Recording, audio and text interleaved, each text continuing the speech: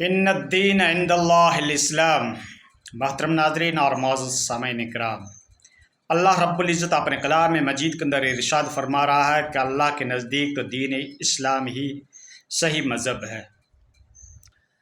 اور پسندیدہ مذہب ہے۔ اسلام کہتے ہیں سلامتی کو، سکون، پیوس فل لائف کو اسلام کہا جاتا ہے، جو سکون کی زندگی ہمیں جینے کے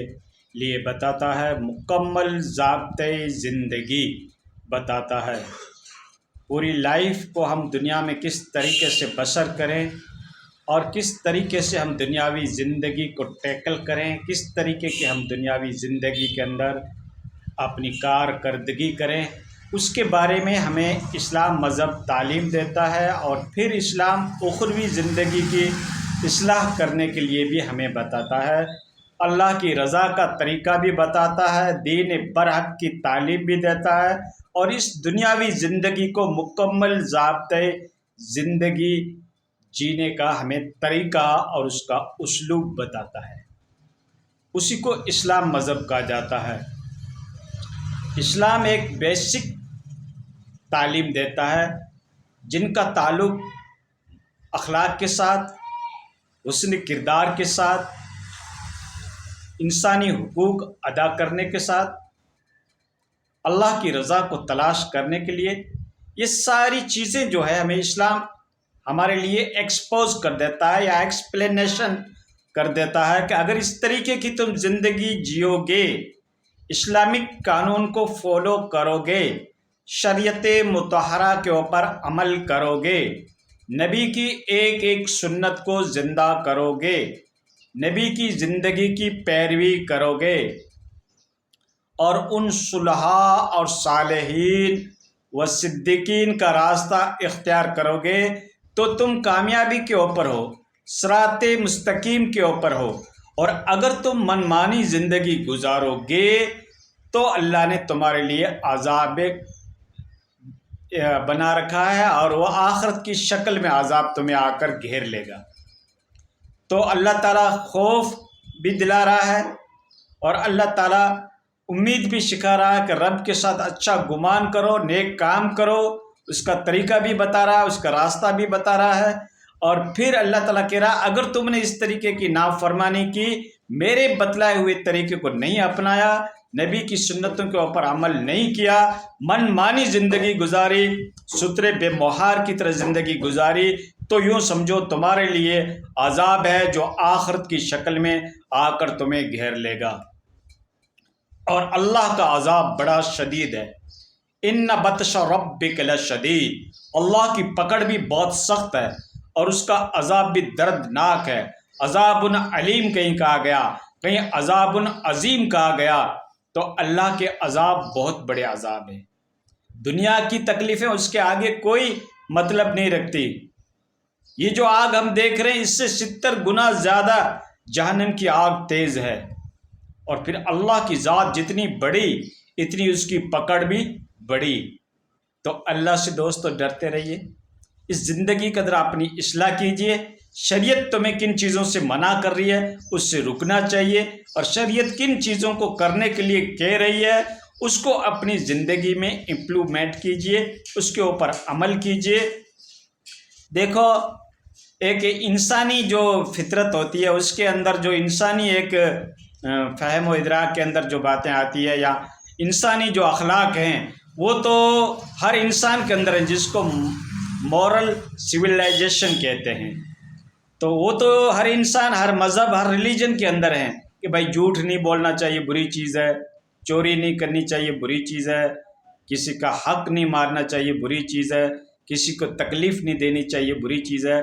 یہ تو انسان کی فطرت، اس کی جبلت، اس کے نیچر میں یہ چیزیں ہیں، یہ مورل سویلائزیشن کہلاتی ہے۔ یہ تو ہر انسان کی فطرت میں ہے، ہر مذہب یہی سکھاتا ہے۔ لیکن اسلام کے اس سے آگے چل کر جو پروٹوکول بتائے گئے ہیں، جائز اور ناجائز کی جو حدود قائم کی گئی ہے، حلال اور حرام کے جو فرائض بتائے گئے ہیں، جو طریقے بتائے گئے ہیں، ان کو بھی فالو کرنا، اس کے اوپر بھی عمل کرنا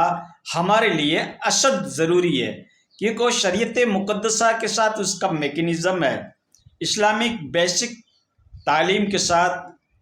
اس کا سمبند ہے، اس لیے ہم ان چیزوں کو بھی فالو کریں گے، ہم ان چیزوں پہ بھی عمل کریں گے جو ہمارے نبی نے بتایا، جو صحابہ کرام سے طریقہ چلا آ رہا ہے، اور اس سے ہٹ کر ہم زندگی نہیں گزاریں گے، کیونکہ وہ بدعت، جہالت اور شرک کی باتیں کہلائے گی، گمراہی کی باتیں کہلائے گی۔ اس لیے ہم ان باتوں کے اوپر عمل نہیں کریں گے جو شریعت سے ہٹ کر ہو،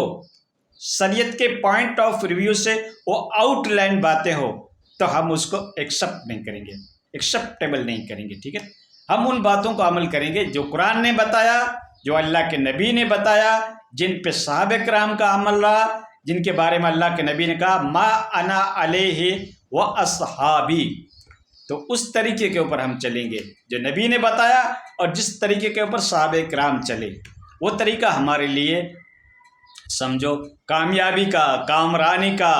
سکسیزفل لائف کا وہ طریقہ ہے جو اللہ نے بتایا، اللہ کے رسول نے بتایا، اور جس کے اوپر اللہ کے نبی نے عمل کیا، صحابہ کرام نے عمل کیا، وہ ہمارے لیے قابل قبول ہے۔ اس طریقے کو چھوڑ کر اگر ہم من مانی زندگی گزاریں گے، شریعت میں ترمیم کریں گے، ہستکشپ کریں گے، امینڈمنٹ کریں گے، اور اپنی من مانی باتیں نکالیں گے اور من مانی باتوں کے اوپر عمل کریں گے، تو دوستو یہ بدعت کہلائے گی۔ اور من حدث فی امرنا ھذا فہو رد، اللہ کے نبی نے کہا کہ جس نے میری اس شریعت کے اندر کوئی نئی چیز کو گھڑا، کم کیا یا بڑھایا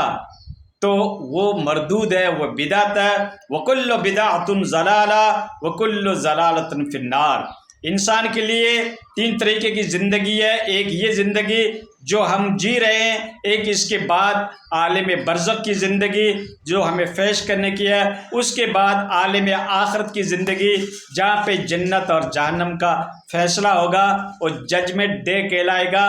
قیامت کا دن۔ تو یہ تین طریقے کی زندگی انسان کے پاس ہے، جو ایک تو برزخ کی زندگی، پتہ نہیں کب تک اس میں پڑا رہنا پڑے گا، اور پھر برزخ کی زندگی بھی اعمال کے پیچھے ہم وہاں پہ زندگی گزاریں گے۔ اگر ہمارے نیک اعمال ہیں تو برزخ کی زندگی بھی ہمارے لیے خوش نصیب کہلائے گی، اگر ہمارے پاس بدکاریاں ہیں تو برزخ کی زندگی بھی ہمارے لیے جہنم نما بن جائے گی۔ اللہ تعالیٰ سے دعا کریں کہ اللہ تعالیٰ ہمیں عمل صالح پیدا کرنے کی، کار خیر کرنے کی، اللہ کی رضا کو حاصل کرنے کی، اور زیادہ سے زیادہ خدا کی راہ میں صدقے کرنے کی اللہ ہمیں توفیق عطا فرمائے، برائی سے بچنے کی توفیق عطا فرمائے، بھلائی کو اپنانے کی توفیق عطا فرمائے، صراط مستقیم اپنانے کی اللہ ہمیں توفیق عطا فرمائے، اور نیک اور پاکیزہ زندگی، جو زندگی اللہ کے نبی کی زندگی تھی، جو صحابہ کرام کی زندگی سے میچ کھاتی ہے، وہ زندگی ہمیں اللہ جینے کی توفیق عطا فرمائے۔